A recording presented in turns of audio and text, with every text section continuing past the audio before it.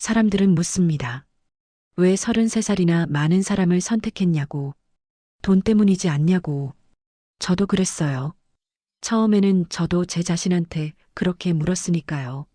39살 가정부라는 이름 말고는 가진 게 없던 저는 그날 아침 처음으로 생각했어요. 이 사람 곁이 내 자리일 수도 있겠구나. 심장이 미친 듯이 뛰었습니다. 이 이야기는 몇 달 전 겨울로 거슬러 올라갑니다. 사연 시작 전 구독, 좋아요 한 번씩 눌러주세요. 안녕하세요. 오늘은 제가 평생 누구에게도 말하지 못했던, 어쩌면 말해서는 안 된다고 생각했던 이야기를 들려드리려고 합니다. 39세 가정부가 72세 재벌회장의 아내가 된 이야기. 세상이 뭐라 하든 저는 이 길을 선택했고 지금도 후회하지 않아요. 제 이름은 송희연, 올해 39입니다. 대광그룹 박민준 명예회장의 자택에서 가정부로 일한 지 벌써 3년째였어요.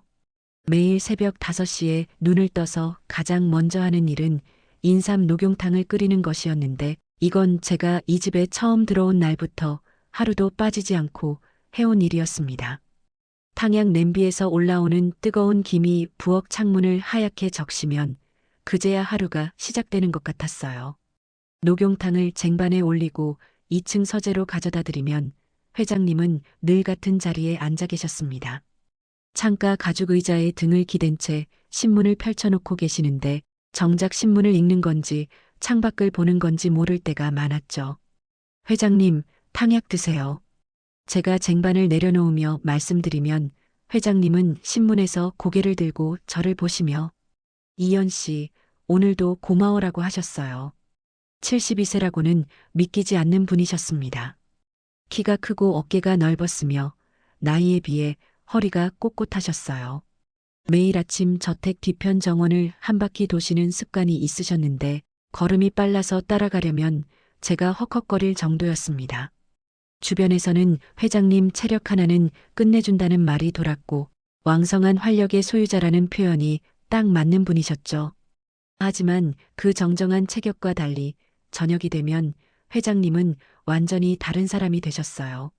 거실 3인용 소파에 혼자 앉아 텔레비전을 켜놓으시는데 채널을 돌리지도 않고 한참을 멍하니 앉아 계시곤 하셨습니다. 200평짜리 저택에 울리는 소리라곤 텔레비전 소리뿐이었고, 그 소리마저 회장님 귀에 닿고 있는 건지 알 수 없었어요.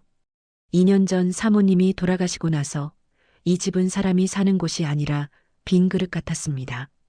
커다랗고 번듯하지만 안에는 아무것도 담기지 않은 그런 그릇이요. 저는 그 빈 그릇을 매일 닦고 또 닦는 사람이었습니다. 저도 한때는 결혼한 적이 있었어요. 29에 이혼했는데 전 남편은 도박에 빠져서 제가 번 돈을 몽땅 가져갔고, 나중에는 주먹까지 올리는 사람이었습니다. 법원에서 이혼 확정 도장을 받던 날 저는 다짐했어요. 남자는 이제 됐다. 혼자 사는 게 100배 낫다. 그렇게 10년을 혼자 살았습니다. 요양보호사로 일하면서 어르신들을 돌봤고 지인 소개로 이 집에 들어오게 된 거였어요. 사모님이 편찮으셨을 때 저는 마지막까지 곁에 있었습니다. 병원과 집을 오가며 약을 챙기고 드실 수 있는 죽을 매일 다른 맛으로 끓여드렸죠. 사모님이 돌아가시고 나서 회장님은 한동안 서재에서 나오지 않으셨어요. 식사도 거르시고 말씀도 안 하시고 그냥 의자에 앉아 창밖만 보고 계셨습니다. 그때부터였어요. 제가 이 집에서 하는 일이 살림만이 아니게 된 것은요. 회장님의 식사를 챙기고 약을 드리고 잠이 오지 않는 밤에는 따뜻한 우유를 데워 서재 문 앞에 놓아두었습니다. 그러다 보니 3년이 흘렀고 어느 순간부터 이 집이 제 집처럼 느껴지기 시작했어요. 어느 날 저녁 회장님께 담요를 덮어드리려고 거실로 갔습니다. 소파에 비스듬히 기대 주무시고 계셨는데 담요를 올려드리고 돌아서는 순간 회장님의 손이 제 손목을 잡았어요. 정확히 반 초쯤이었을 겁니다. 잡았다가 놓으셨어요. 주무시면서 무의식 중에 그러신 건지 아니면 깨어 계셨던 건지 저는 알 수 없었습니다. 하지만 그 반초의 감촉이 밤새 손목에서 떠나지 않았어요.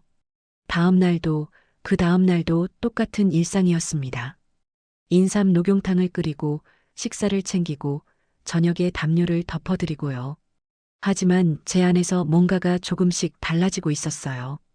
회장님이 이현 씨라고 부르실 때마다 심장이 한 박자 늦게 뛰는 것 같았고 서재에서 차를 내려놓을 때 손이 괜히 떨렸습니다. 이 감정이 뭔지 저는 이름을 붙이고 싶지 않았어요.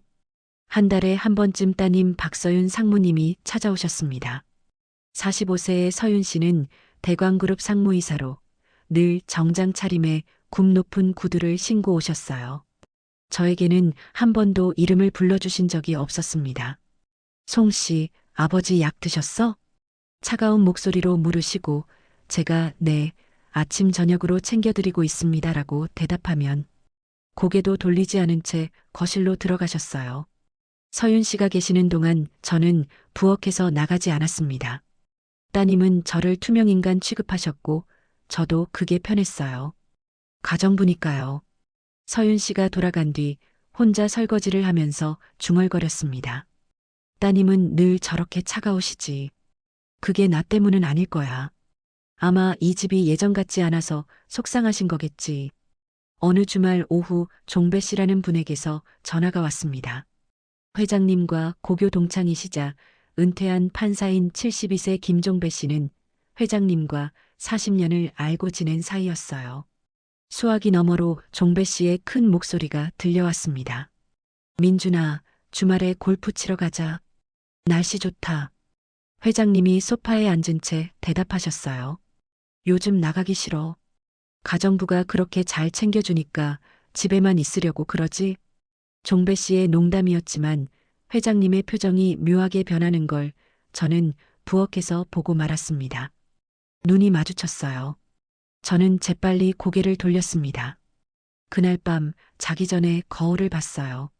39세, 이혼한 지 10년 가정부. 그래도 얼굴이 나이에 비해서는 괜찮은 편이었고 몸매도 탄력을 잃지 않았다는 소리를 가끔 들었습니다. 라인이 예쁘다는 말을 미용실 언니한테 들은 적도 있었어요. 거울 속에 제 얼굴을 보며 잠깐 이상한 생각이 스쳤습니다. 무슨 생각을 하는 거야, 송이현. 고개를 저으며 불을 껐습니다. 이불 속에 누웠는데 잠이 오지 않았어요. 거실 쪽에서 회장님의 기침 소리가 들렸습니다. 나가볼까 말까? 이불을 끌어올리며 눈을 감았어요. 내일도 새벽 5시에 일어나야 하니까. 그날 밤은 유난히 바람이 거셌습니다. 12월 중순 저택의 창문이 덜컹거릴 정도로 찬바람이 불었고 저는 이불 속에서 웅크린 채 잠을 청하고 있었어요. 새벽 1시쯤이었을 겁니다. 거실 쪽에서 무언가 부딪히는 소리가 났어요. 처음에는 바람 때문이려니 했습니다. 하지만 뒤이어 유리잔이 탁자에 놓이는 소리가 들렸고 저는 이불을 걷어내며 일어났어요. 가운을 걸치고 복도를 지나 거실로 향했는데 거실 스탠드 조명 하나만 켜진 어두운 공간에서 회장님이 혼자 앉아 계셨습니다. 양주잔을 손에 쥐고 창밖을 보고 계시더라고요. 회장님, 이 시간에 안 주무시고 뭐 하세요? 제 목소리에 회장님이 고개를 돌리셨어요. 눈이 약간 충혈되어 있었고 넥타이를 풀어 헤친 셔츠 차림이셨습니다. 평소의 단정한 모습과는 달랐죠. 탁자 위에는 양주병이 반쯤 비어 있었어요. 이현 씨, 자고 있었어? 미안해, 깨웠구나. 괜찮아요. 물 가져다 드릴까요? 물 말고 잠깐만 앉아봐요. 망설였습니다. 이 시간에 이 어둠 속에서 단둘이 앉는다는 게 마음에 걸렸어요. 하지만 회장님의 목소리가 평소와 달리 낮게 가라앉아 있어서 거절하고 돌아갈 수가 없었습니다. 소파 반대쪽 끝에 조심스럽게 앉았어요. 한참 동안 아무 말도 없었습니다. 거실 시계의 초침 소리만 또각또각 울리는데 그 소리가 유난히 크게 느껴졌어요. 회장님이 먼저 입을 여셨습니다. 이현 씨, 나 같은 늙은이가 이 큰 집에서 뭘 하고 사는 건지 모르겠어. 회장님이 무슨 늙은이세요? 매일 아침 정원 산책하시면서 저보다 빨리 걸으시잖아요. 몸은 멀쩡한데 여기가 텅 비었어. 회장님이 가슴을 가리키셨어요. 그 손이 미세하게 떨리고 있었습니다.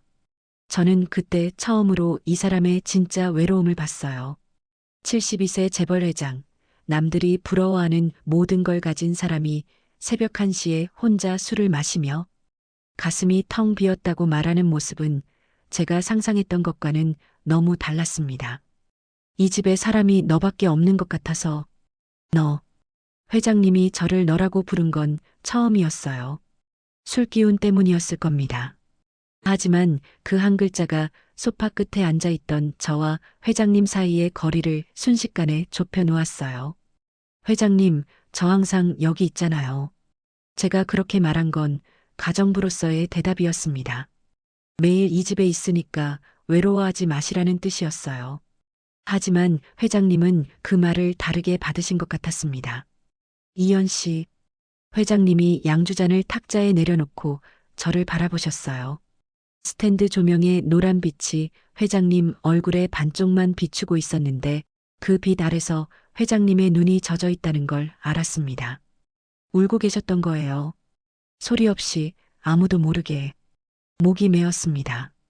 이 사람이 이렇게 우는 모습은 사모님 장례식 이후로 처음이었으니까요. 저도 모르게 손이 움직였어요. 회장님의 손등 위에 제 손을 올렸습니다. 위로한다는 뜻이었어요. 가정부가 주인 어른을 위로하는 것, 그 이상도 이하도 아닌 행동이었습니다. 그런데 회장님이 제 손을 잡으셨어요. 손등 위에 올린 제 손을 뒤집어서 손바닥과 손바닥이 맞닿게 잡으신 거였습니다. 손이 컸어요. 제 손 전체를 감싸고도 남을 만큼, 그리고 그 손에 힘이 들어갔습니다. 회장님, 이러시면. 알아. 근데 오늘만. 그 말을 듣는 순간 심장이 쿵 하고 내려앉았어요. 가정부잖아. 33살 차이잖아. 머리로는 10가지 이유가 돌아갔지만 손은 움직이지 않았어요. 아니, 솔직히 말하면 움직이고 싶지 않았습니다. 10년이었어요. 남자의 손을 이렇게 잡아본 지 10년. 남자에게 필요한 여자가 되어본 지도 10년. 그 10년의 무게가 회장님의 따뜻한 손바닥 위에서 한꺼번에 녹아내리는 것 같았습니다. 회장님이 제 얼굴을 바라보셨어요. 저도 회장님을 바라봤습니다. 스탠드 불빛 아래서 서로의 눈만 보고 있었는데 그 침묵이 100마디 말보다 많은 것을 주고받고 있었어요. 이현 씨, 괜찮겠어? 회장님이 물으셨습니다. 조심스럽고 천천히. 강요하는 느낌은 전혀 없었어요. 오히려 제가 거절하면 바로 물러서실 것 같은 그런 조심스러움이었습니다. 제가 고개를 끄덕였어요. 왜 그랬는지는 저도 모릅니다. 아니, 사실은 알고 있었어요. 이 사람이 필요했고, 저도 이 사람이 필요했으니까요. 회장님이 제 볼을 쓸어 넘기셨습니다. 그 손끝이 닿는 순간 온몸에 전류가 흐르는 것 같았어요. 닫아놓았던 문이 삐걱거리며 열리는 소리가 들리는 것 같았습니다. 처음에는 조심스럽게 이마에, 그리고 제가 피하지 않자 천천히 입술로 키스가 길어지면서 숨이 가빠졌어요. 회장님이 저를 안아 올리셨는데 72세라고는 믿을 수 없을 만큼 팔에 힘이 있었습니다. 가벼워서 놀랐다. 회장님이 중얼거리듯 말씀하셨어요. 저는 회장님의 어깨에 매달린 채 심장이 터질 것 같았습니다. 침실로 향했습니다. 회장님이 저를 침대에 내려놓으시며 다시 한번 물으셨어요. 정말 괜찮아? 네, 괜찮아요. 제 목소리가 떨리고 있었지만 마음은 분명했습니다. 이 사람이 원하는 만큼 저도 원하고 있었어요. 72세 맞나 싶을 정도로 단단한 몸이었어요. 이 나이에 이런 열정이라니 놀라지 않을 수가 없었습니다. 회장님의 손길은 조심스러우면서도 확실했고 제가 불편해하지 않는지 계속 살피셨어요. 끝이 없었습니다. 시간이 얼마나 흘렀는지도 몰랐어요. 우리는 완전히 하나가 됐습니다. 전 남편과는 전혀 달랐어요. 전 남편은 제 마음을 묻지도 않았고 끝나면 돌아누워 코를 골았습니다. 하지만 이 사람은 달랐어요. 끝나고도 제 머리카락을 쓸어 넘기며 고마워라고 하셨어요. 고맙다니 그 말에 목이 메었습니다. 새벽 4시쯤이었을 거예요. 회장님이 잠드신 걸 확인하고 저는 조심스럽게 침대에서 내려왔습니다. 복도를 지나 부엌으로 갔어요. 습관처럼 인삼 녹용탕 재료를 꺼내 냄비에 물을 올렸는데 손이 떨려서 약재를 2번이나 바닥에 떨어뜨렸습니다. 이건 실수야. 한 번만이야. 한 번만. 중얼거리면서 냄비를 저었어요. 새벽 부엌의 창문에 제 얼굴이 비쳤는데 볼이 빨갛게 달아올라 있었습니다. 눈이 충혈되어 있었고 입술이 부어 있었어요. 한 번만이라고 다짐했습니다. 이러면 안 되는 거니까. 33살 차이의 가정부와 집주인이 이런 관계가 되면 세상이 뭐라고 하겠어. 따님이 알면 어떻게 되겠어. 머릿속에서 이유가 빙빙 돌았지만 몸 안에는 아직 뜨거운 것이 남아 있었어요. 아침 7시 회장님이 평소처럼 내려오셨습니다. 저는 이미 아침 식사를 차려놓고 인삼 녹용탕을 쟁반에 올린 뒤 부엌 한쪽에 서 있었어요. 회장님이 식탁에 앉으시자 저는 고개를 숙인 채 쟁반을 내려놓았습니다. 눈을 마주칠 수가 없었어요. 이현 씨, 회장님이 부르셨습니다. 어쩔 수 없이 고개를 올렸는데 회장님의 표정이 어젯밤과는 또 달랐어요. 외로움도 술기운도 아닌 따뜻하고 조용한 눈빛이었습니다. 잘 잤어? 그 한마디에 얼굴이 뜨거워졌습니다. 네, 안녕히 주무셨어요? 라고 겨우 대답하고 돌아서는데 다리가 후들거렸어요.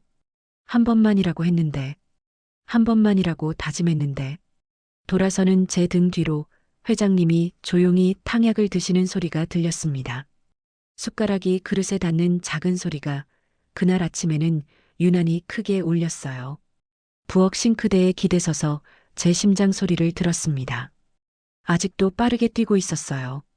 한 번만이라는 다짐이 벌써 흔들리고 있다는 걸 저도 알고 있었습니다. 이러다 정말 큰일 나겠다. 그런 생각이 들면서도 마음 한구석에서는 전혀 다른 목소리가 올라왔어요. 큰일이 나도 좋으니까 한 번만 더. 그 밤 이후 저는 회장님을 피했습니다. 정확히 말하면 마주치는 시간을 최소한으로 줄이려고 했어요. 아침 식사를 차려놓고 회장님이 내려오시기 전에 부엌으로 들어갔고 서재에 차를 가져다 드릴 때도 문 앞에 쟁반을 놓고 노크만 하고 돌아섰습니다. 저녁 식사도 식탁에 세팅만 해놓고 제 방으로 들어가 버렸어요. 사흘째 그러고 있으니까 회장님도 뭔가 눈치를 채신 것 같았습니다. 식탁에 앉으시면 부엌 쪽을 한참 보시다가 혼자 드시곤 하셨는데 그릇을 싱크대에 가져다 놓을 때면 저는 잠시 방에 들어가 있었어요. 그러면 회장님은 빈 부엌을 바라보시다 조용히 돌아가셨습니다. 나흘째 아침이었어요. 새벽 5시에 일어나 인삼 녹용탕을 끓이고 밥을 짓고 반찬을 데우고 있었습니다. 싱크대 앞에 서서 물을 썰고 있는데 뒤에서 인기척이 났어요. 돌아보니 회장님이 부엌 입구에 서 계셨습니다. 평소보다 일찍 내려오신 거였어요. 새벽 5시 반, 아직 바깥이 깜깜한 시간에. 운동복 차림이셨는데 정원 산책을 하시려던 건 아닌 것 같았습니다. 저를 기다리고 계셨던 거예요. 회장님, 왜 이렇게 일찍? 말을 채 끝내기도 전에 회장님이 성큼성큼 다가오시더니 뒤에서 저를 안으셨어요. 칼을 잡고 있던 손이 멈췄고 무가 도마 위에서 대구르르 굴러갔습니다. 회장님의 팔이 저를 감싸고 턱이 제 어깨에 올려졌어요. 도망가지 마. 낮고 굵은 목소리가 귀 바로 옆에서 울렸습니다. 등 뒤로 전해지는 체온이 뜨거웠어요. 단단한 가슴이 등에 밀착되면서 심장 박동이 전해져 왔습니다. 회장님? 제 목소리가 떨리고 있다는 걸 저도 알았습니다. 말을 하고 있었지만 몸은 팔 안에서 벗어나려 하지 않았어요. 아침이면 안 돼? 회장님이 속삭이듯 물으셨어요. 저는 젖은 손으로 회장님의 팔을 잡았습니다. 회장님, 저 그날 밤은 한 번만이라고. 나도 그러려고 했어. 근데 안 되더라. 솔직한 말이었습니다. 그리고 솔직히 저도 마찬가지였어요. 사흘 동안 피하면서도 밤마다 그날 밤 거실이 떠올랐으니까요. 이 사람의 손길이 채훈이 고마워라고 했던 그 목소리가 회장님이 제 어깨를 잡고 천천히 돌려 세우셨어요. 마주보게 됐습니다. 부엌 창문으로 새벽빛이 아주 조금 스며들고 있었는데 그 빛 아래서 회장님의 눈이 저만 보고 있었어요. 이현 씨, 원하지 않으면 안 해. 말해. 회장님이 또 한 번 확인하셨습니다. 양쪽 어깨를 잡은 손에 힘이 빠져 있었어요. 제가 한 발짝만 뒤로 물러서면 놓아주실 거라는 걸 알았습니다. 하지만 저는 물러서지 않았어요. 대신 제가 먼저 회장님의 셔츠 앞자락을 잡았습니다. 10년 동안 닫아놓았던 문이 다시 열리는 게 느껴졌어요. 안 되라고 하면 정말 그만두실 거예요? 그럼 안 되라고 안 할게요. 그 말에 회장님이 웃으셨어요. 아주 작게 입꼬리만 살짝 올리시면서 그 웃음이 부엌에 찬 공기를 한순간에 녹여버렸습니다. 따뜻한 입술이 닿는 순간 무릎에 힘이 풀렸고 회장님이 제 허리를 잡아주셨어요. 매일 이러고 싶어? 매일이라고 했어요. 한 번만이 아니라 매일. 짧지만 강렬했습니다. 회장님이 제 손을 잡고 침실로 향했고 저는 따라갔어요. 그렇게 또 한 번 끝나지 않을 것 같은 아침이었어요. 나중에 시계를 보니 9시가 넘어 있었습니다. 부엌에 돌아와 녹용탕 물을 다시 받아 끓이면서 혼자 중얼거렸습니다. 한 번만이라더니 벌써 두 번째잖아, 송이현. 냄비를 저으며 손등으로 이마를 짚었어요. 얼굴이 달아오른 게 냄비 열기 때문인지 다른 이유 때문인지 솔직히 구분이 안 됐습니다. 그렇게 며칠이 지났어요. 한 번만이라는 다짐은 벌써 무너진 지 오래였고 아침마다 부엌에서 이 사람의 체온을 느끼는 게 일상이 되어가고 있었습니다. 어느 날 점심때 종배 씨가 찾아오셨어요. 미리 연락도 없이 현관에 나타나셔서 밥 먹으러 왔다며 구두를 벗으시더라고요. 저는 급히 점심상을 차렸습니다. 불고기에 된장찌개, 반찬 4가지를 준비하는 사이에 두 분은 거실에서 이야기를 나누셨어요. 점심상을 식탁에 올리고 제가 나가려 하자 종배 씨가 저를 유심히 보셨습니다. 아래 위로 훑는 눈빛이 불편했어요. 부엌으로 돌아오면서 거실 쪽 대화가 들렸습니다. 민준아, 설마 저 아가씨랑 무슨 일 있는 거 아니지? 심장이 철렁 내려앉았어요. 부엌 싱크대를 잡고 숨을 죽였습니다. 무슨 소리야? 가정부인데. 회장님이 대답하셨어요. 못 들은 척하려 했지만 종배 씨의 다음 말이 귓전을 찔렀습니다. 39세 가정부? 내가 판사 30년 했어. 사람 표정 보면 알아. 아까 저 아가씨 얼굴이 평범한 가정부 얼굴이 아니었어. 너 딸 서윤이가 알면 난리 난다. 조용해졌어요. 회장님이 뭐라 대답하셨는지는 들리지 않았습니다. 저는 싱크대를 잡은 손에 힘이 들어가는 걸 느끼며 그 자리에 서 있었어요. 판사 출신이 사람 표정 보면 안다니. 제 얼굴에 그렇게 다 드러나 있었던 건가. 점심 식사가 끝나고 종배 씨가 돌아가셨습니다. 현관에서 구두를 신으시며 회장님에게 마지막으로 한마디 하셨어요. 민준아, 이 나이에 구설수 올라가면 힘들어. 똑바로 해. 종배 씨의 차가 대문을 나가는 걸 확인한 뒤 저는 회장님의 점심 그릇을 치우려고 식당에 들어갔어요. 그릇은 깨끗이 비워져 있었습니다. 회장님은 서재에 계셨어요. 그릇을 싱크대에 내려놓고 서재에 차를 가져다 드리려고 문을 노크했습니다. 회장님, 차 가져왔어요. 들어와. 서재 문을 열고 들어갔더니 회장님이 소파에 앉아 계셨어요. 신문은 탁자 위에 접혀 있었고 읽고 계시던 게 아니었습니다. 저를 기다리고 계셨던 거죠. 이현 씨, 여기 앉아. 차를 탁자에 내려놓고 소파 옆에 앉았어요. 회장님이 말씀하셨습니다. 종배가 뭐라 하든 신경 쓰지 마. 네. 최대한 담담하게 대답하고 일어서려 했습니다. 하지만 회장님이 제 허리를 잡아당기셨어요. 다시 소파에 앉게 됐는데 이번에는 아까보다 훨씬 가까이. 회장님의 팔과 제 팔이 맞닿아 있었습니다. 낮은데요, 회장님. 낮으면 안 돼? 속으로 생각했어요. 이분은 시간대를 안 가리시는 건가? 정말 멈추질 않으시네요. 놀라움과 체념이 반반 섞인 목소리였습니다. 회장님이 웃으시더니 제 손을 잡으셨어요. 이현 씨가 싫다고 하면 멈춰. 진짜로. 저는 회장님을 바라봤습니다. 진심이었어요. 제가 싫다고 하면 정말로 멈추실 분이라는 걸 저는 이 사람을 3년 동안 곁에서 보면서 알고 있었습니다. 그래서 더 마음이 흔들렸어요. 싫다고 안 했어요. 제가 작은 목소리로 말했습니다. 회장님이 제 턱을 살짝 들어 올리셨어요.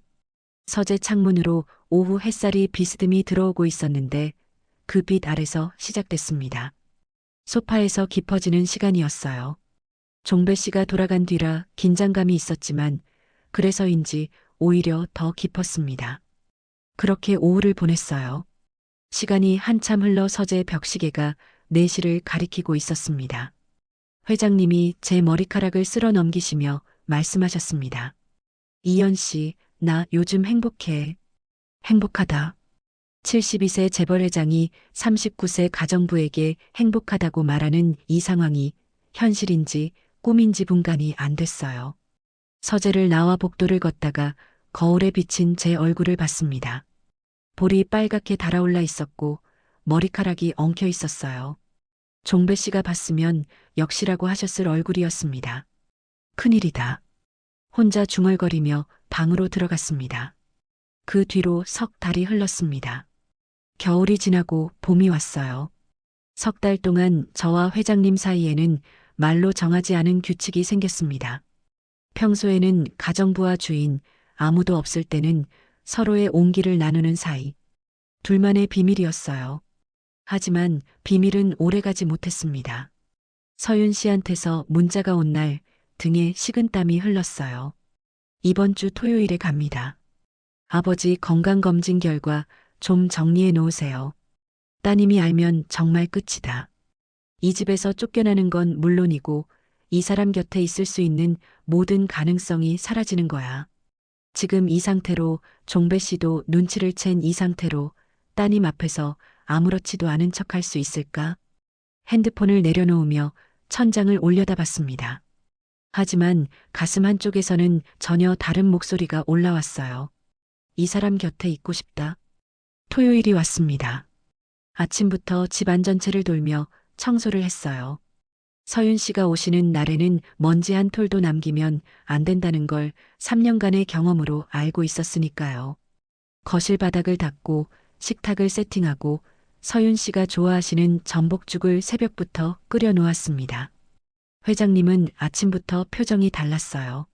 서재에서 넥타이를 메고 계셨는데 평소 정원, 산책 때의 편안한 모습과는 전혀 다른 단단하게 무장한 얼굴이셨습니다.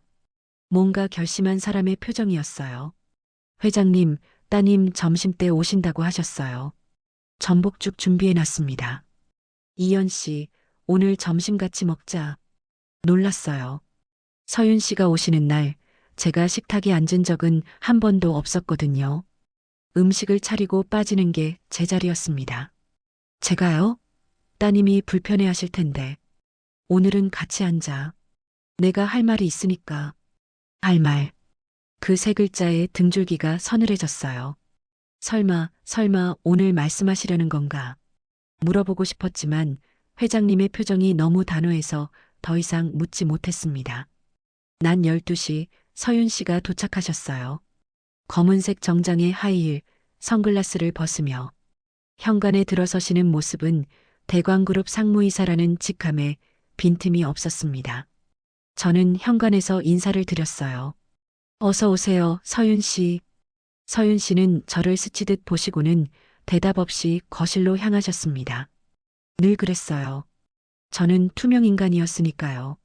식탁에 전복죽과 반찬을 세팅하고 빠지려는데 회장님이 말씀하셨습니다. 이현 씨, 여기 앉아. 서윤 씨의 젓가락이 멈췄어요. 저를 보시는 눈빛이 차가웠습니다. 아버지, 왜 가정부를 식탁에 앉히세요? 서윤아, 오늘은 아버지가 좀 할 말이 있어서 그래. 저는 식탁 끝자리에 조심스럽게 앉았어요. 등이 뻣뻣했고 손은 무릎 위에서 꽉 쥐어져 있었습니다. 전복죽 그릇에서 김이 올라왔지만 아무도 숟가락을 들지 않았어요. 서윤아. 회장님이 딸의 이름을 부르시는 목소리가 평소와 달리 낮고 무거웠습니다. 서윤 씨가 죽그릇에서 눈을 떼지 않은 채 대답하셨어요. 말씀하세요. 이연희와 결혼하려고 한다. 시간이 멈춘 것 같았습니다. 식탁 위에 올려진 전복죽에서 김이 피어오르는 것이 슬로 모션처럼 느리게 보였어요. 서윤 씨의 손에 들려있던 물잔이 탁 소리를 내며 식탁에 놓였습니다.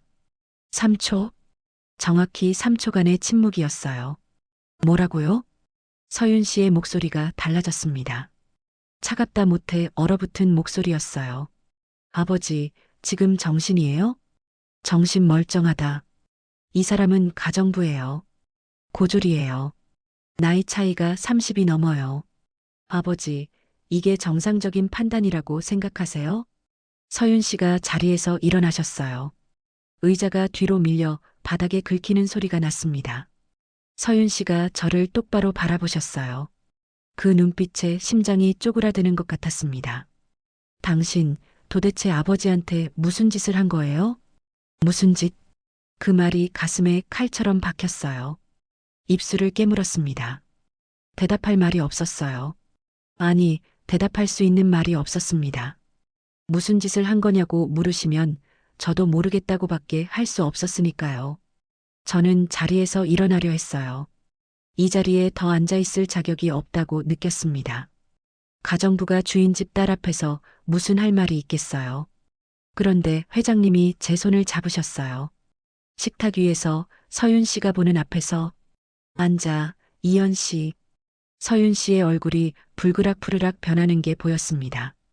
회장님은 딸을 바라보시며 말씀하셨어요. 서윤아, 아빠가 선택한 사람이야. 이연 씨는 3년 동안 이 집을 지켜온 사람이고 아빠가 무너졌을 때 곁에 있어준 유일한 사람이야. 아빠가 미쳤거나 이 여자가 꼬신 거거나 둘 중 하나예요. 서윤 씨가 핸드백을 집으며 말하셨어요. 현관 쪽으로 걸어가시면서 뒤도 돌아보지 않으셨습니다. 저는 절대 인정 못합니다. 절대. 현관문이 쾅 닫혔어요. 하이힐 소리가 복도를 지나 멀어졌고 잠시 뒤 차 시동 소리가 들렸습니다. 대문을 빠져나가는 엔진 소리가 사라지고 나서야 식탁 위에 정적이 내려앉았습니다. 전복죽은 식어 있었어요. 김이 더 이상 올라오지 않았습니다. 저는 무릎 위에 놓인 손을 내려다봤어요. 하얗게 질려 있었습니다. 회장님, 저 때문에 따님과 사이가 나빠지시면 안 돼요. 목소리가 떨렸어요. 저 나갈게요. 짐 싸서 오늘 나가겠습니다. 원래대로 가정부하고 주인으로. 저는 진심이었습니다. 서윤 씨의 얼굴을 보는 순간 제가 이 집에서 어떤 존재인지 뼈저리게 느꼈으니까요. 고졸 가정부. 전 남편이 도박꾼인 이혼녀. 33살 어린 여자. 세상이 보는 저는 그게 전부였어요. 회장님이 식탁에서 일어나시더니 제 앞으로 오셨습니다. 양손으로 제 어깨를 잡고 제 눈을 들여다보셨어요. 나는 이 사람 없으면 안 돼. 짧은 문장이었어요. 하지만 그 안에 담긴 무게가 서윤 씨의 분노보다 더 무거웠습니다. 서윤이한테 미안하지만 내 남은 시간은 내가 선택하고 싶어. 이연 씨, 나한테 남은 시간을 같이 보내줄 수 있어? 청혼이었습니다. 다이아몬드 반지도 고급 레스토랑도 무릎 꿇기도 없는 식어버린 전복죽 앞에서 딸이 문을 박차고 나간 직후에 72세 재벌회장이 39세 가정부에게 하는 청혼. 제 눈에서 눈물이 흘렀어요. 네라는 대답이 나오기까지 5초가 걸렸습니다. 그 5초 동안 머릿속에서 서윤 씨의 얼굴, 종배 씨의 경고, 세상의 손가락질이 번개처럼 스쳐갔어요. 하지만 회장님의 손이 제 어깨를 잡고 있었고 그 손의 온도가 모든 두려움보다 뜨거웠습니다. 네. 결혼식은 한 달 뒤 작은 야외 예식장에서 했습니다. 하객은 8명이었어요. 종배 씨 부부, 회장님의 비서실 직원 2분, 제 전 직장 요양원의 원장님 부부, 그리고 예식장 직원까지 합하면 10명이 채 안 됐어요. 서윤 씨는 오지 않으셨습니다. 하얀 원피스를 입고 거울 앞에 섰을 때 제 손이 떨렸어요. 이 나이에 이런 옷을 입게 될 줄은. 29세에 이혼하고 다시는 안 하겠다고 다짐했던 결혼을 39세에 72세 남자와 다시 하고 있다는 사실이 비현실적이었습니다. 종배 씨가 축사를 하셨는데 마이크를 잡고 첫마디에 나는 이 결혼 반대했다라고 하셔서 예식장이 조용해졌어요. 하지만 이어서 근데 민준이 눈이 달라졌더라. 30년 만에 처음 보는 눈이야. 그래서 왔지라고 하셨을 때 회장님이 고개를 숙이시며 웃으셨어요. 예식이 끝나고 호텔로 향했습니다. 차 안에서 회장님과 나란히 앉아 창밖을 바라봤어요. 서울의 밤거리가 지나갔고 네온사인 불빛이 차 안으로 들어왔다 나갔습니다. 회장님이 제 손을 잡으셨어요. 긴장돼? 조금요. 나도. 72세 재벌 회장이 긴장된다니. 웃음이 나왔지만 사실 저도 심장이 미친 듯이 뛰고 있었어요. 호텔 스위트룸 문을 열었습니다. 넓은 방 안에 킹사이즈 침대가 있었고 창문 너머로 서울의 야경이 펼쳐져 있었어요. 침대 위에 장미 꽃잎이 뿌려져 있었는데 호텔 측에서 준비한 것이었습니다. 저는 창가에 서서 야경을 바라봤어요. 회장님이 뒤에서 다가오시더니 어깨를 감싸셨습니다. 오늘 하객이 8명이었네요. 씁쓸하게 웃으며 말했어요. 나한테는 1명이면 충분해. 회장님이 저를 돌려 세우시며 말씀하셨어요. 오늘부터는 가정부가 아니라 아내인 거죠? 응. 그 말에 가슴이 뜨거워졌습니다. 회장님이 제 볼을 쓸어 넘기시며 천천히 키스하셨어요. 이전의 부엌이나 서재에서와는 달랐습니다. 급하지 않았어요. 서두르지 않았어요. 오늘 밤은 시간이 충분하다는 걸 두 사람 다 알고 있었으니까요. 이연 씨, 오늘은 괜찮겠어? 회장님이 물으셨어요. 결혼한 지 1시간도 안 된 남편이 아내에게 괜찮겠냐고 묻는 게 우스울 수도 있지만 이 사람은 늘 그랬어요. 제가 원하지 않으면 절대 강요하지 않는 사람. 그래서 더 마음이 놓였습니다. 괜찮아요. 오늘 밤은 끝까지. 제가 먼저 말했어요. 회장님의 눈이 커지셨다가 이내 따뜻하게 웃으셨습니다. 깊어졌어요. 옷 위로 느껴지는 온기가 점점 뜨거워졌습니다. 놀랐지만 이상하게 무섭지는 않았습니다. 이 사람이니까요. 정말 대단하시구나. 제가 속삭이듯 말하자 회장님이 낮게 웃으셨어요. 탄탄한 가슴이 느껴졌습니다. 72세라는 게 믿기지 않았어요. 나이가 무색할 만큼 단단한 몸이었고 한 번이 끝나면 또 시작됐어요. 제가 잠깐만요라고 하면 괜찮아? 라며 멈추셨다가 제가 고개를 끄덕이면 다시 시작하셨습니다. 이렇게 좋을 수 있다니 하는 생각에 제 스스로가 낯설었어요. 우리는 완전히 하나가 됐어요.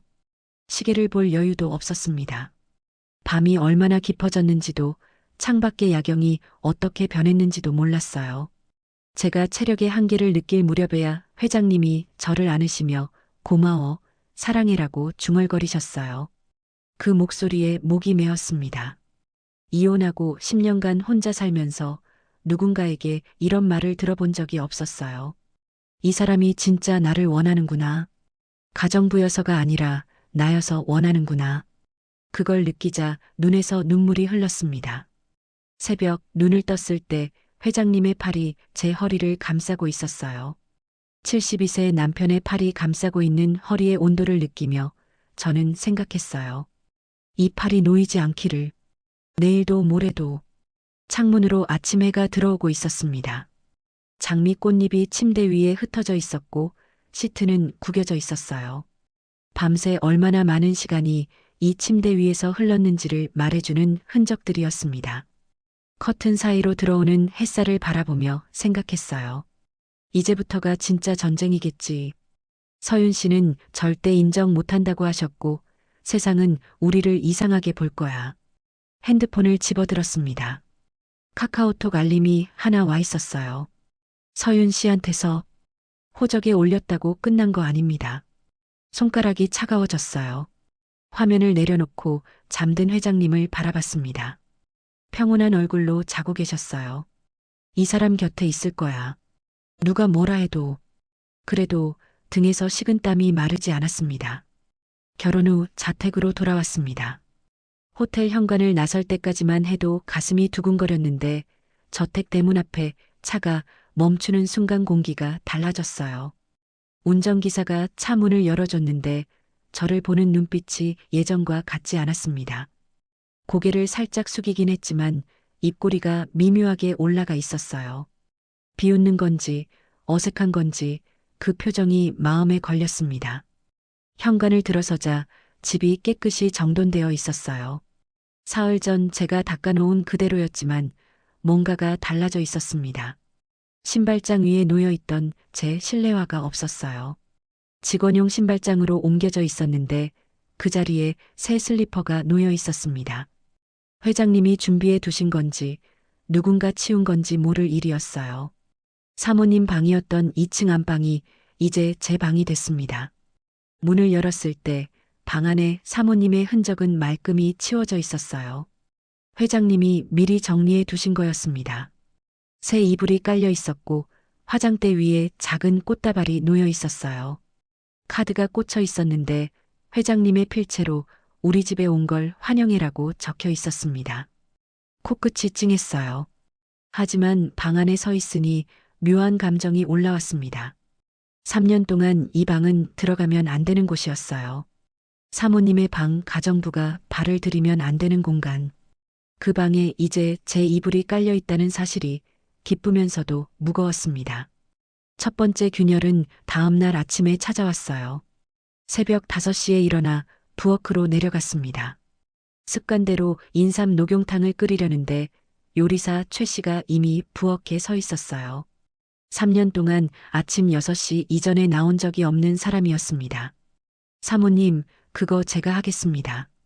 사모님이라는 호칭이 어색했어요. 엊그제까지 이현 씨라고 불렀던 사람이 하루아침에 사모님이라고 부르는 게 자연스러울 리가 없었죠. 하지만 더 이상한 건 최 씨의 표정이었어요. 공손한 척하고 있었지만 눈빛에 조롱이 스며 있었습니다. 아니에요. 이건 제가 할게요. 예전부터 제가 끓여왔으니까. 서윤 상무님이 앞으로 탕약은 저한테 맡기라고 하셨습니다. 손이 멈췄어요. 서윤 상무님이 결혼한 지 하루 만에 서윤 씨가 이미 직원들에게 지시를 내린 거였습니다. 최 씨의 눈빛을 마주보며 저는 천천히 말했어요. 이건 제가 합니다. 단호하게 말했지만 속은 흔들리고 있었습니다. 최 씨가 뒤로 물러서긴 했지만 입꼬리가 살짝 올라가는 걸 봤어요. 이 사람은 제 편이 아니라는 걸 그 순간 확실히 알았습니다. 그 뒤로 비슷한 일이 반복됐어요. 운전기사 박 씨가 제 외출 스케줄을 서윤 씨에게 보고하고 있었습니다. 화요일에 마트에 갔다 온 시간, 목요일에 미용실에 간 시간, 금요일에 약국에 들른 시간까지 전부요. 제가 어디를 가든 서윤 씨가 알고 있었어요. 거실에서 커튼을 바꾸려고 했을 때 집사 유 씨가 상무님 허락 없이는 인테리어를 변경할 수 없습니다라고 했어요. 이 집의 아내인 제가 커튼 하나 바꾸는데도 딸의 허락이 필요하다는 거였습니다. 점심 메뉴를 요리사에게 말하면 네 하고 대답은 했지만 식탁에 올라오는 건 제가 말한 것과 다른 음식이었어요. 서윤 상무님이 아버지 식단을 따로 정해두셨습니다라는 게 이유였습니다. 벽이 쌓이고 있었어요. 눈에 보이지 않는 벽. 저는 이 집의 아내였지만 이 집의 누구도 저를 아내로 대하지 않았습니다. 서류상으로는 박민준의 배우자였지만 이 집안에서는 여전히 가정부보다 못한 존재였어요. 회장님에게 말하면 될 일이었습니다. 하지만 말할 수가 없었어요. 회장님이 서윤 씨에게 결혼 얘기를 꺼냈을 때 서윤 씨가 어떤 표정을 지었는지 현관문을 어떻게 닫고 나갔는지 저는 똑똑히 봤으니까요. 여기서 제가 하나하나 고자질하면 아버지와 딸 사이가 완전히 깨지는 거였습니다. 혼자 버티자. 이 정도는 견딜 수 있어. 매일 밤 그렇게 다짐하며 이불을 끌어올렸습니다. 결혼 후 2주째 되던 날 서윤 씨가 직접 찾아오셨어요. 회장님이 골프를 치러 나가신 시간을 정확히 알고 오신 거였습니다. 거실에서 마주 앉았는데 서윤 씨가 핸드백에서 갈색 서류 봉투를 꺼내셨어요. 송 씨, 솔직히 얘기해요. 서윤 씨는 저를 여전히 송 씨라고 불렀습니다. 서류 봉투에서 종이 묶음을 꺼내 탁자 위에 올려놓으셨어요. 얼마면 되겠어요? 수표였습니다. 금액이 적혀 있었는데 제가 평생 벌어도 만질 수 없는 숫자였어요. 손끝이 차가워졌습니다. 저는 돈 때문에 여기 있는 게 아닙니다. 최대한 떨리지 않는 목소리로 대답했어요. 서윤 씨가 수표를 밀어놓은 채 두 번째 서류 묶음을 꺼내셨습니다. 탁자 위에 펼쳐진 종이들을 보는 순간 심장이 멈추는 것 같았어요. 제 과거였습니다. 전 남편의 도박전과 기록, 이혼 판결문 사본, 제 고졸 학력 증명서, 요양보호사 자격증 사본, 이 집에 가정부로 들어오기 전 3년간의 수입 내역까지 전부 조사한 거였어요. 이 정도 과거 가진 사람이 회장 부인이라니 스스로 부끄럽지 않아요? 칼이 들어왔습니다. 말로 된 칼이 정확히 가장 아픈 곳을 찔렀어요. 도박꾼의 전처, 고졸, 가정부, 부끄러웠냐고요. 부끄러웠어요.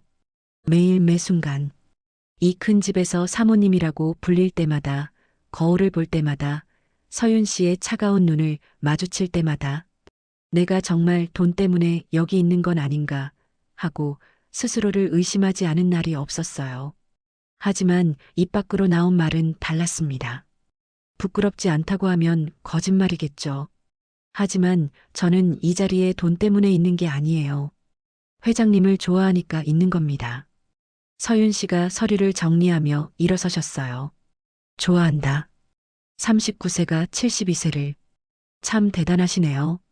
서윤 씨가 현관으로 향하시면서 마지막으로 말씀하셨습니다. 이 집에서 당신 편은 아무도 없을 거예요, 송 씨. 현관문이 닫히고 나서 저는 소파에 주저앉았습니다. 다리에 힘이 풀렸어요. 탁자 위에 수표가 그대로 놓여 있었고 제 과거가 담긴 서류 묶음이 펼쳐져 있었습니다. 손을 뻗어 서류를 모으려 하는데 손가락이 떨려서 종이가 바닥에 떨어졌어요. 이혼 내용이 바닥에 놓인 걸 내려다봤습니다. 10년 전에 저, 법원에서 도장을 받고 나오며 다짐했던 저. 남자는 이제 됐다. 혼자 사는 게 100배 낫다. 그런데 지금 저는 뭘 하고 있는 건지. 72세 재벌 회장의 아내가 되어 딸한테 돈 받고 나가라는 소리를 듣고 있는 건지. 서류를 주워 담으며 입술을 깨물었어요. 그날 밤 회장님이 골프에서 돌아오셨습니다. 저는 평소처럼 저녁 식사를 차려놓고 인삼 녹용탕을 데워서 서재에 가져다 드렸어요. 아무 일도 없었다는 듯이 서윤 씨 얘기는 하지 않기로 했습니다. 회장님이 탕약을 드시다가 저를 올려다보셨어요. 이연 씨, 오늘 뭔 일 있었어? 아니요, 없었어요. 거짓말. 눈이 빨갛잖아. 들켰어요. 거울을 안 봤는데 모르고 있었습니다. 회장님은 3년 동안 매일 제 얼굴을 보신 분이니까 작은 변화도 놓치지 않으셨어요. 그냥 좀 피곤해서요. 이연 씨, 회장님이 탕약 그릇을 내려놓고 소파에서 일어나셨습니다. 제 앞으로 오시더니 양손으로 제 얼굴을 감싸주셨어요. 따뜻한 손바닥이 볼에 닿자 참고 있던 것이 올라왔습니다. 누가 뭐라 했어? 서윤이? 대답 대신 회장님의 가슴에 얼굴을 묻었어요. 울지 않으려고 했는데 코끝이 시큰해지면서 눈물이 쏟아졌습니다. 소리 없이 울었어요. 이 사람 앞에서 약한 모습을 보이고 싶지 않았는데 서윤 씨의 말이 너무 아팠어요. 이 정도 과거 가진 사람이 회장 부인이라니 스스로 부끄럽지 않냐는 말이. 회장님이 제 머리를 쓰다듬으며 말씀하셨어요. 괜찮아. 내가 지켜줄게. 정말이에요? 정말이야. 저는 고개를 들어 회장님을 바라봤습니다. 눈물이 볼을 타고 흘렀고 회장님이 엄지손가락으로 그 눈물을 닦아주셨어요. 그 손길이 닿는 순간 낮 동안 무너졌던 것들이 다시 쌓이는 게 느껴졌습니다. 오늘은 제가 먼저 할게요. 제 입에서 그 말이 나왔을 때 회장님이 살짝 놀라신 것 같았어요. 이전까지는 항상 회장님이 먼저 다가오셨으니까요. 하지만 그날 밤은 달랐습니다. 제가 먼저 회장님의 손을 잡았고 제가 먼저 키스했어요. 흔들리는 낮과 달리 밤에는 확실했습니다. 이 사람이 내 사람이라는 것, 이 사람 곁에 있고 싶다는 것, 그것만큼은 서윤 씨가 어떤 서류를 들이밀어도 흔들리지 않았어요. 서로를 느꼈습니다. 중간에 괜찮아? 라고 물으셨고 저는 괜찮아요. 멈추지 마세요라고 대답했어요. 완전히 하나가 됐습니다. 새벽 2시가 넘어서야 숨을 고를 수 있었어요. 낮에는 가정부라고 모욕당하고 밤에는 이 사람의 아내로 안긴다. 이 간극이 나를 미치게 한다. 그래도 이 밤이 있으니까, 이 사람이 있으니까. 회장님이 잠든 저의 이마에 입을 맞추시며 속삭이셨어요. 미안해. 더 잘해줄게. 잠이 들면서 생각했습니다. 내일 아침에도 이 손이 여기 있을까? 이 사람이 내 곁에 있을까? 눈을 감으니 서윤 씨의 얼굴과 회장님의 얼굴이 번갈아 떠올랐어요. 차가운 눈빛과 따뜻한 손길, 모욕과 위로, 수표와 키스. 이 집은 낮과 밤이 완전히 다른 세계였습니다. 저는 그 두 세계 사이에 서 있었어요. 언제까지 버틸 수 있을지는 모르겠지만 오늘 밤만큼은 이쪽이 제 자리라고 믿었습니다. 다음 날 아침 부엌에 내려가 인삼 녹용탕을 끓이려는데 요리사 최 씨가 또 먼저 와 있었어요. 사모님, 이건 제가 합니다. 이번에는 어제보다 목소리가 단호했습니다. 최 씨가 한 발짝 물러섰어요. 작은 싸움이었지만 지지 않았습니다. 녹용탕 냄비에서 김이 올라왔어요. 그 김을 바라보며 생각했습니다. 이 탕약 하나가 제가 이 집에서 지켜낼 수 있는 유일한 영역이라면 그거라도 놓지 않겠다고. 하지만 얼마나 오래 갈 수 있을지 저는 알지 못했어요. 며칠이 지나면서 서윤 씨가 현관에서 했던 마지막 말의 뜻을 알게 됐습니다. 비서실장이 사모님, 회장님 일정은 제가 관리하겠습니다라며 저를 의사결정에서 완전히 배제하기 시작했어요. 서윤 씨가 측근들에게 무슨 말을 했는지 굳이 묻지 않아도 알 수 있었습니다. 서윤 씨의 다음 수가 무엇일지, 이 집의 벽이 얼마나 더 높아질지. 냄비를 저으며 창밖을 바라봤는데 하늘이 회색빛으로 낮게 내려앉아 있었습니다. 결혼한 지 한 달 반이 지났습니다. 겉으로 보기에 이 집은 평온했어요. 매일 아침 인삼 녹용탕을 끓이고 회장님 식사를 챙기고 서재에 차를 가져다 드리고 가정부 시절과 크게 다르지 않은 일상이었습니다. 달라진 건 제가 자는 방이 1층 가정부 방에서 2층 안방으로 바뀐 것, 그리고 밤마다 옆에 사람이 있다는 것뿐이었어요.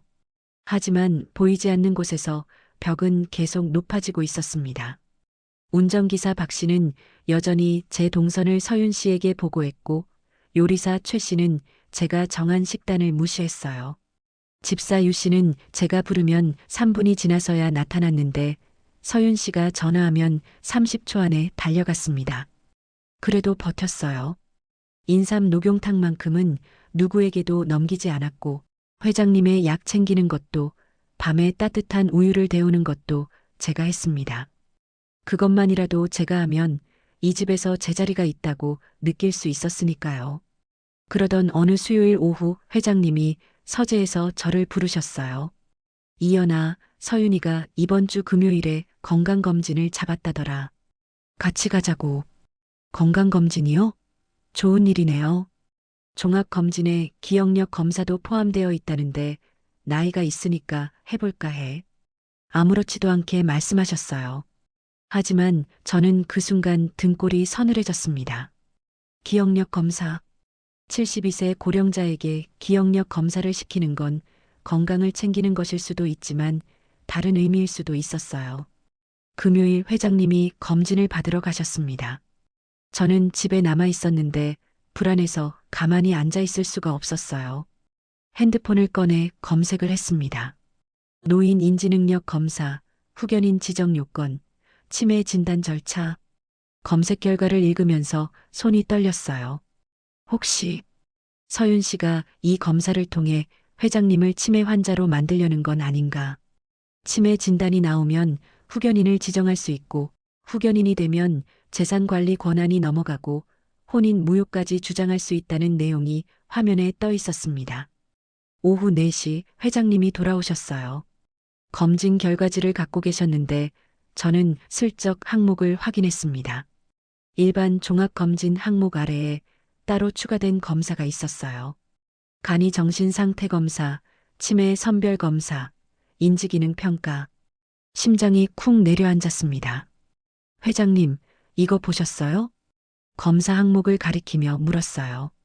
회장님이 안경을 쓰시고 결과지를 들여다보셨습니다. 표정이 굳어지셨어요. 이건 내가 신청한 거 아닌데. 따님이 추가하신 거예요. 회장님이 결과지를 탁자에 내려놓으셨습니다. 손에 힘이 들어가 종이가 구겨졌어요. 한참 동안 아무 말씀이 없으셨습니다. 서윤이가 나를 치매 환자로 만들려는 거야? 회장님의 목소리가 떨리고 있었어요. 분노인지 상처인지 구분이 안 되는 떨림이었습니다.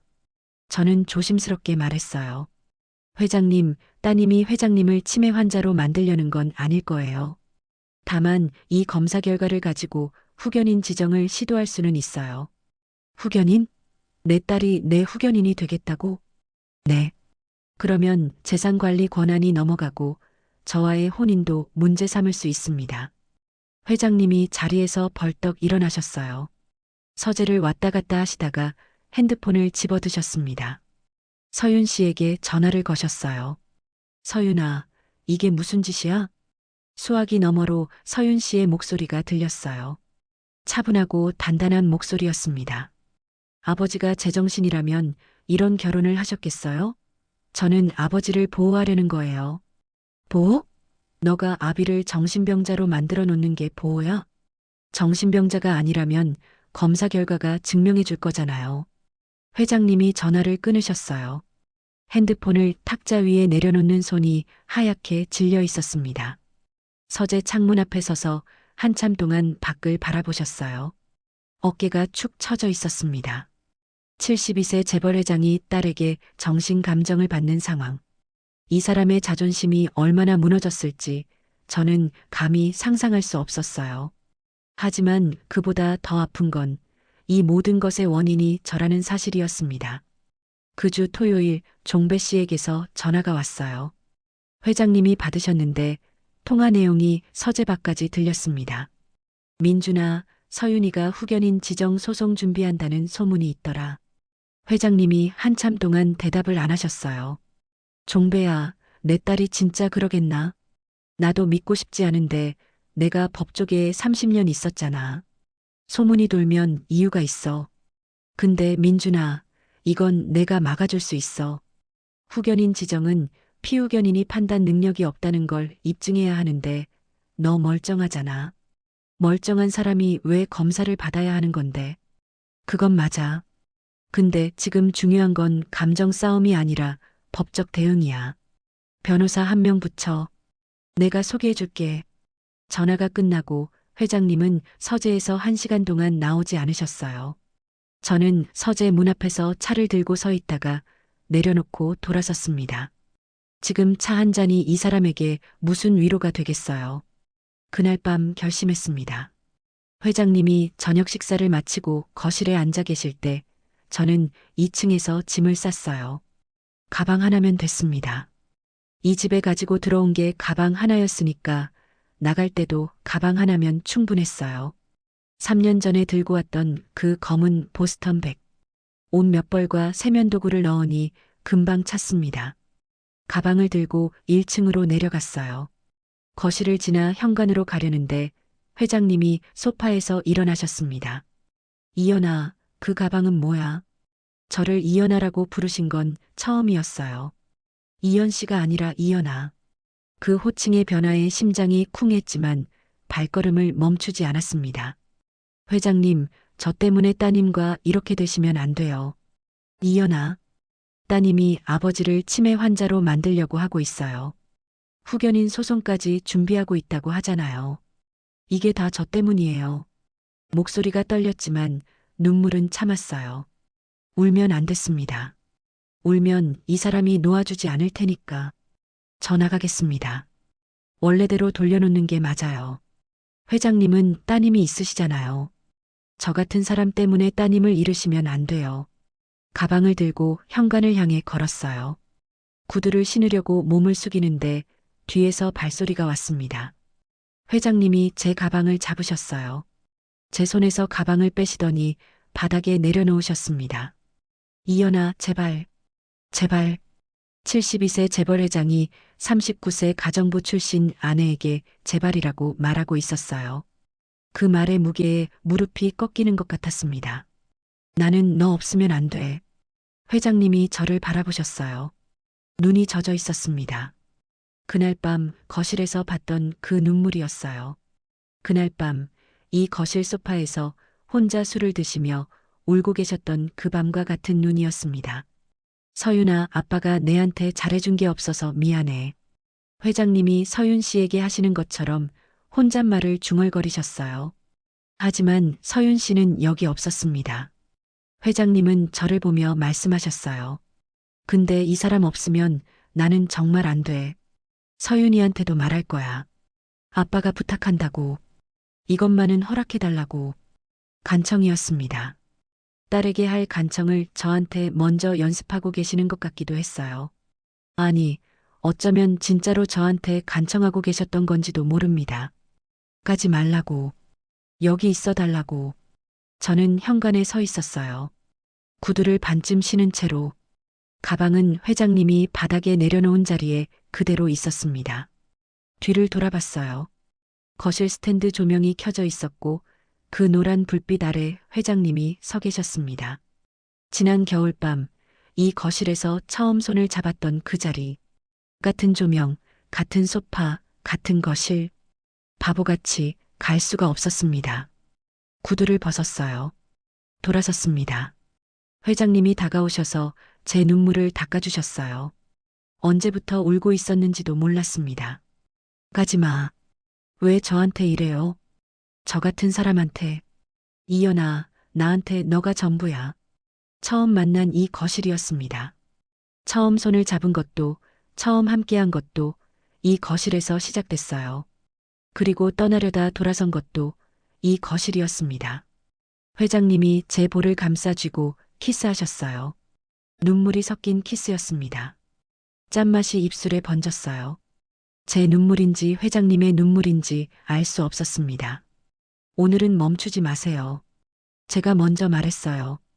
회장님이 제 손을 잡으셨습니다. 이연아, 정말 괜찮아? 네. 떠나려다 돌아선 밤은 더 뜨거웠습니다. 거실에서 시작됐어요. 그때와 같은 거실, 같은 스탠드 조명 아래에서. 그때는 실수였지만 이번에는 선택이었습니다.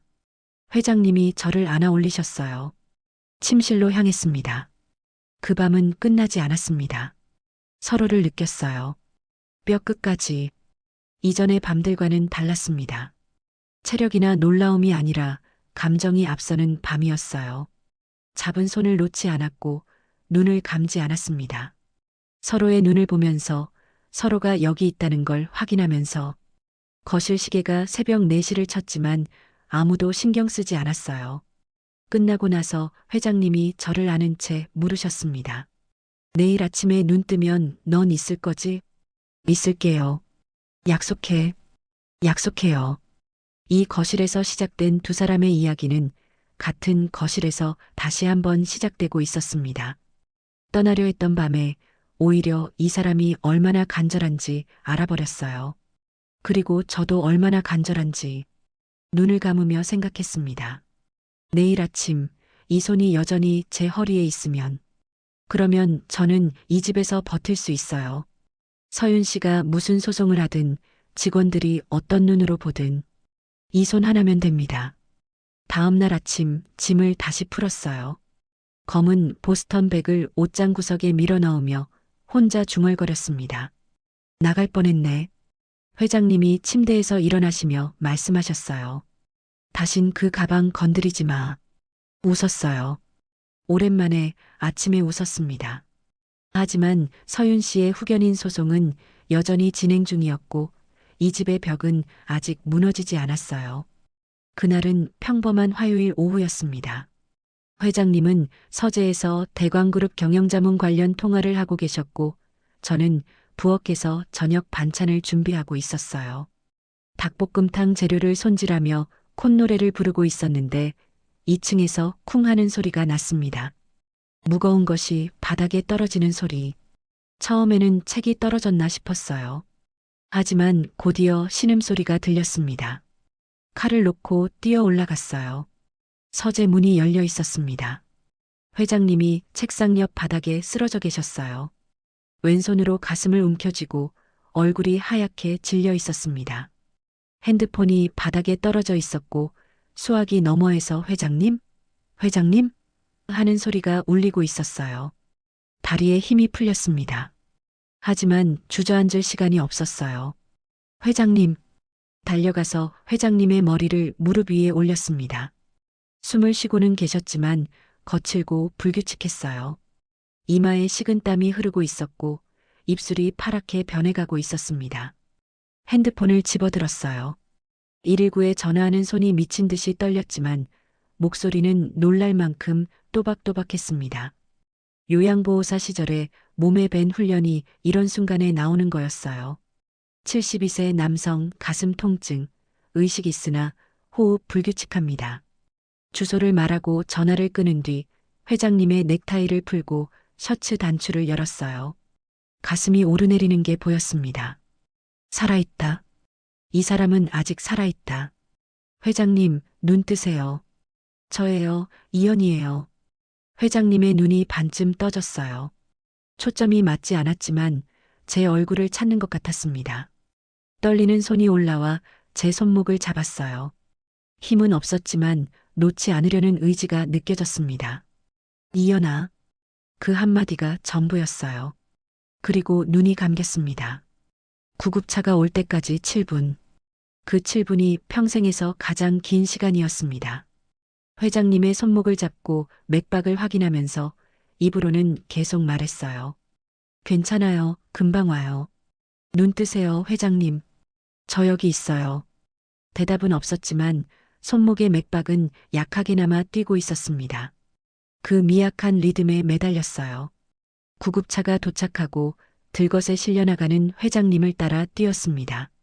구두를 신을 시간도 없어서 슬리퍼 차림이었어요. 구급차에 올라타면서 회장님의 손을 놓지 않았습니다. 보호자분이세요?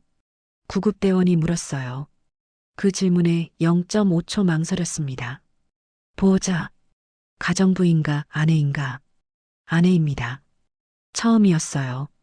공식적인 자리에서 제 입으로 아내라고 말한 것은 결혼식에서도 이 집 직원들 앞에서도 한 번도 당당하게 말하지 못했던 그 말을 구급차 안에서 산소 마스크를 쓴 남편의 손을 잡은 채 처음으로 말했습니다. 응급실에 도착하자마자 회장님은 안으로 들어가셨어요. 저는 문 앞에서 막혔습니다. 보호자분은 여기서 기다려주세요. 닫힌 문 너머로 의료진들이 뛰어다니는 소리, 기계음, 다급한 목소리들이 들렸어요. 대기실 의자에 앉았습니다. 손에 회장님의 식은땀이 묻어 있었습니다. 그 손을 내려다보다가 고개를 숙였어요. 제발, 이 사람만은 안 돼. 1시간이 지났을 때 의사가 나오셨어요. 보호자 박민준 씨 가족분 되시죠? 네. 심근경색으로 스텐트 시술을 했습니다. 다행히 골든타임 안에 오셔서 큰 문제는 없을 겁니다. 10분만 늦었어도 위험했어요. 다리에 힘이 풀려 의자에 주저앉았어요. 살았다. 병실로 옮겨진 회장님 곁에 앉았습니다. 산소 마스크를 쓰고 누워 계셨는데 얼굴에 혈색이 조금 돌아오고 있었어요. 손을 잡았습니다. 여전히 차가웠지만 맥박은 규칙적으로 뛰고 있었어요. 그 손을 잡은 채 밤을 새웠습니다. 간호사가 보호자용 접이식 침대를 가져다 줬지만 눕지 않았어요. 의자에 앉아서 회장님의 손을 잡고 모니터의 심박수를 바라보며 밤을 보냈습니다. 숫자가 일정하게 유지되는 것을 보면서 그제야 숨을 쉴 수 있었어요. 새벽 3시쯤 회장님이 눈을 뜨셨습니다. 이연아. 네, 여기 있어요. 여기가 어디야? 병원이에요. 회장님 쓰러지셔서 구급차로 왔어요. 회장님이 천장을 바라보시다가 제 손을 꽉 쥐셨어요. 넌 안 갔구나. 그 말에 가슴이 찢어지는 것 같았습니다.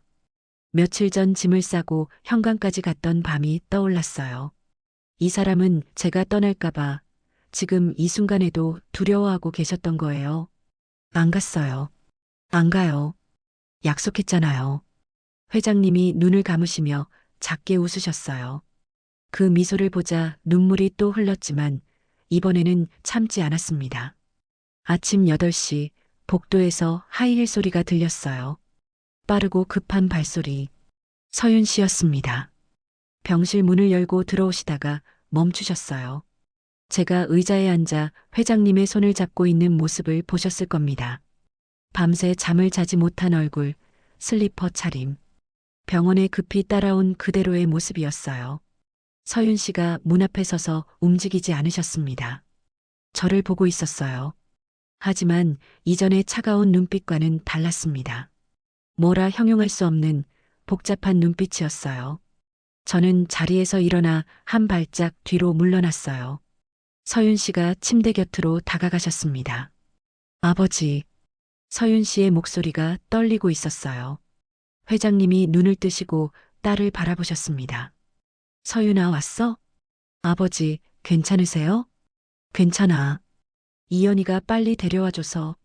서윤 씨가 고개를 돌려 저를 봤어요. 1초, 2초. 시선이 마주쳤다가 서윤 씨가 먼저 시선을 내렸습니다. 간호사가 들어와 활력 징후를 체크하는 동안 서윤 씨가 복도로 나가셨어요. 저도 따라 나갔습니다. 서윤 씨에게 상태를 설명해 드려야 했으니까요. 복도 창문 앞에 서윤 씨가 서 계셨어요. 등을 보이고 서 있었는데 어깨가 미세하게 떨리고 있었습니다. 서윤 씨, 어젯밤 5시쯤 서재에서 쓰러지셨어요. 심근경색이었고 스텐트 시술하셨습니다. 서윤 씨가 돌아서지 않은 채 물으셨어요. 밤새 여기 있었어요? 네. 혼자서? 네. 침묵이 흘렀습니다. 복도에 소독약 냄새가 퍼져 있었고 멀리서 환자 호출벨 소리가 울렸어요. 서윤 씨가 천천히 돌아서셨습니다. 눈이 빨갛게 충혈되어 있었어요. 울고 계셨던 거였습니다. 아버지가 위험한 순간에 곁에 있었던 건 내가 아니라 당신이었네요. 그 한마디에 저도 목이 메었습니다. 대답하지 못하고 서 있었어요. 무슨 말을 해야 할지 몰랐습니다. 서윤 씨가 눈물을 손등으로 닦으며 말했어요. 생각해 볼게요. 시간을 좀 주세요. 그러고 병실로 다시 들어갔습니다. 완전한 사과는 아니었어요. 하지만 절대 인정 못합니다라고 했던 사람이 생각해 볼게요라고 한 것만으로도 벽에 금이 간 거라는 걸 저는 느꼈습니다. 오후가 되자 회장님의 의식이 완전히 돌아오셨어요. 서윤 씨가 침대 곁 의자에 앉아 있었고 저는 소파 쪽에 앉아 있었습니다. 회장님이 서윤 씨를 바라보시며 입을 여셨어요. 서윤아. 네, 아버지. 아빠가 너한테 잘해준 게 없어서 미안해. 어렸을 때 사업한다고 바빠서 같이 놀아주지도 못했고 졸업식에도 못 간 적이 있었지. 서윤 씨의 입술이 떨렸어요. 그런 아빠가 이 나이에 부탁하는 거야. 이연이는 아빠한테 남은 시간을 같이 보내고 싶은 사람이야. 딸, 아빠가 부탁한다. 서윤 씨가 고개를 숙이셨어요. 한참 동안 아무 말도 없었어요. 병실의 심장 모니터 소리만 규칙적으로 울렸습니다. 서윤 씨가 고개를 들었을 때 눈물이 볼을 타고 흐르고 있었어요. 알겠어요, 아버지. 시간이 좀 필요해요. 하지만 반대는 안 할게요. 완전한 화해는 아니었습니다. 하지만 절대라는 벽이 무너진 순간이었어요. 저녁에 종배 씨가 병원에 오셨어요. 과일 바구니를 들고 병실에 들어오시며 회장님을 보시더니 한마디 하셨습니다. 민준아, 넌 운이 좋은 놈이야. 운은 무슨. 저 아가씨가 아니었으면 넌 지금 여기 없어. 종배 씨가 저를 보며 고개를 끄덕이셨어요. 저번에 미쳤나? 39세 가정부? 라고 하셨던 그분이.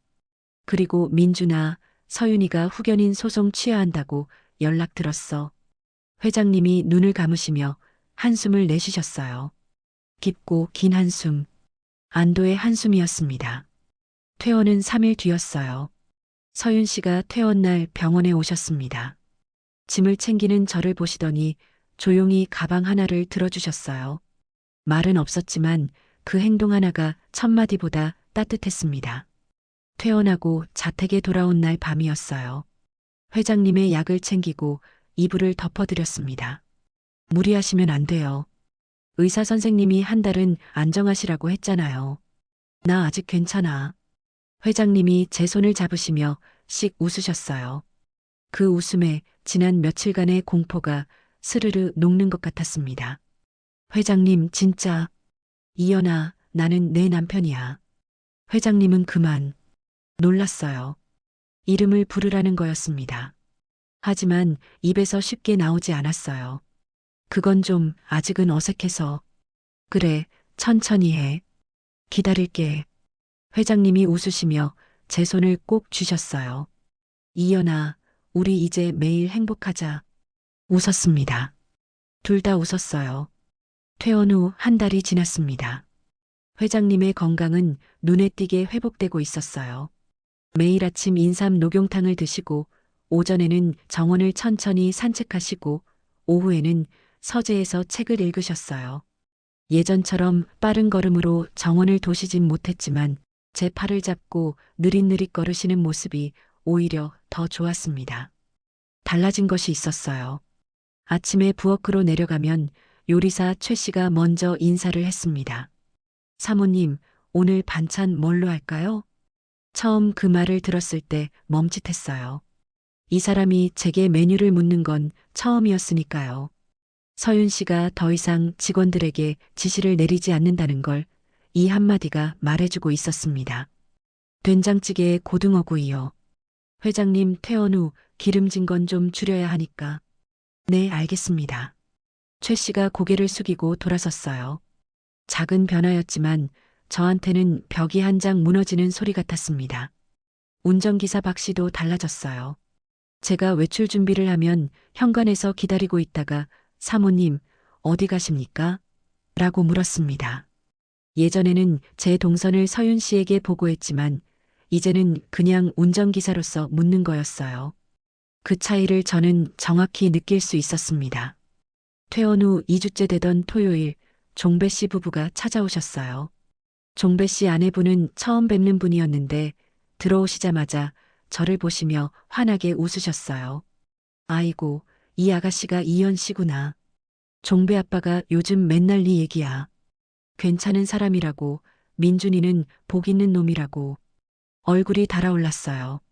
종배 씨가 옆에서 내가 언제 맨날 그랬어라며 손사래를 치셨지만 종배 씨 아내분은 아랑곳하지 않으셨습니다. 근데 진짜 이쁘네. 민준 씨가 반할 만하다. 여보, 그만해. 종배 씨가 민망해 하셨지만 저는 그 말이 고마웠어요. 이 집에서 이쁘다는 말을 들은 건 처음이었으니까요. 가정부일 때는 아무도 제 외모에 대해 말하지 않았습니다.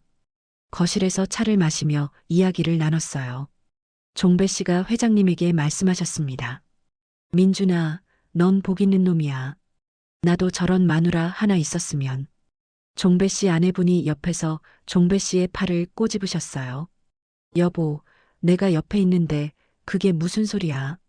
아니, 그러니까 이연 씨처럼 살뜰한 사람이라는 뜻이지. 너도 살뜰하지, 살뜰해. 회장님이 웃으셨어요. 퇴원 후 처음으로 소리내어 웃으신 거였습니다. 종배야, 너 마누라한테 그 소리 하면 죽어. 알아, 알아. 네 사람이 함께 웃었어요. 거실에 웃음소리가 울린 건 제가 이 집에 온 이후 처음이었습니다.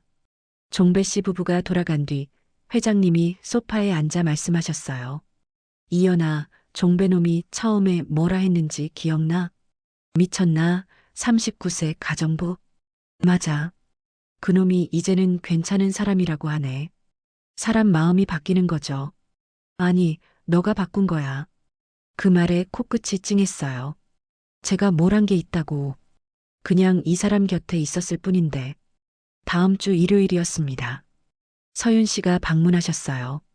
병원에서 생각해 볼게요라고 하셨던 이후 한 달 만에 방문이었습니다. 이번에는 손에 종이 쇼핑백을 들고 오셨어요. 현관에서 구두를 벗으며 저를 보셨습니다. 0.5초 정도 망설이시더니 입을 여셨어요. 이연 씨, 멈췄습니다. 서윤 씨가 저를 이연 씨라고 부른 건 처음이었어요. 3년 동안 송 씨였고 결혼 후에도 송 씨이거나 아예 호칭 없이 불렀었는데 이연 씨, 네, 그동안 미안했어요. 서윤 씨가 고개를 숙였습니다. 짧은 문장이었지만 한 달 동안 생각하신 끝에 나온 말이라는 걸 알 수 있었어요. 눈가가 살짝 붉었고 입술을 한번 깨무신 뒤에야 나온 말이었으니까요. 과거를 들이밀고 돈으로 쫓아내려 하고 아버지를 정신병자 취급까지 했으니까 한 달 동안 생각해 봤는데 제가 너무 심했어요. 저는 한 발짝 다가가 서윤 씨의 손을 잡았습니다. 처음으로 제가 먼저 이 사람의 손을 잡는 거였어요. 저도 따님 자리를 빼앗으려는 게 아닙니다. 다만 회장님 곁에서 남은 날들을 함께하고 싶을 뿐이에요. 서윤 씨가 고개를 끄덕였어요. 아버지를 부탁해요. 그 말에 가슴이 뜨거워졌습니다. 쫓아내려 했던 사람이 부탁한다고 하는 말. 그게 인정이었어요. 서윤 씨가 쇼핑백을 건넸어요. 열어보니 전복이었습니다. 싱싱한 활전복 한 봉지. 아버지가 전복죽 좋아하시잖아요. 이연 씨가 끓이면 잘 드시니까. 전복죽. 제가 처음 서윤 씨에게 대접했던 음식이 전복죽이었어요. 그날 서윤 씨는 한 숟가락도 드시지 않고 나가셨었죠. 그 전복죽의 재료를 지금 서윤 씨가 직접 사다 주시는 거였습니다. 고맙습니다. 맛있게 끓일게요. 목이 메었지만 웃으며 대답했어요. 점심 준비를 했습니다. 된장찌개와 나물 반찬 4가지, 그리고 전복죽을 따로 끓였어요. 식탁에 3사람분의 그릇을 놓았습니다. 회장님이 식당으로 들어오시며 식탁을 보셨어요. 우리 셋이서 밥 먹는 거, 이게 처음이지? 맞았어요. 셋이서 밥을 먹는 건 처음이었습니다. 결혼 발표하던 날에도 식사를 함께 하지 못했고, 그 이후에는 서윤 씨가 올 때마다 저는 부엌에 숨었으니까요. 서윤 씨가 식탁에 앉았어요. 제가 국을 떠서 서윤 씨 앞에 놓았습니다. 서윤 씨, 국 드세요. 감사합니다. 서윤 씨가 반찬을 집어 먹었어요. 맛있네요. 웃으며 대답했어요. 더 드실 거 있으시면 말씀하세요. 회장님이 전복죽을 드시며 서윤 씨에게 말씀하셨어요. 서윤아, 이연이 전복죽이 제일 맛있어.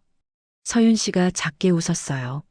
미소라기보다는 입꼬리가 살짝 올라간 정도였지만 그래도 웃음이었습니다. 이 식탁에서 서윤 씨가 웃는 걸 본 건 처음이었어요.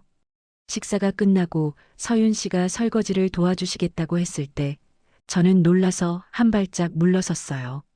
아니에요, 제가 할게요. 이연 씨, 저도 좀 할게요.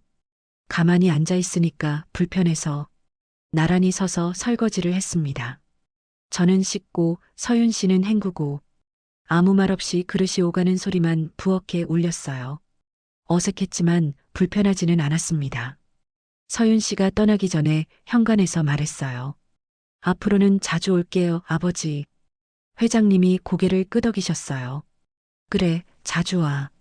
이연이 밥 맛있잖아. 서윤 씨가 저를 보며 작게 고개를 숙였어요. 가벼운 목례. 하지만 3년간 투명인간 취급을 받았던 저에게 그 고개 숙임은 세상에서 가장 큰 인사였습니다. 서윤 씨의 차가 대문을 나가는 것을 지켜보며 저는 현관 기둥에 기대섰어요. 숨을 깊이 들이쉬었습니다. 바깥 공기가 차가웠지만 가슴 안은 따뜻했어요. 저녁이 되었습니다. 회장님과 거실 소파에 나란히 앉아 텔레비전을 켰어요.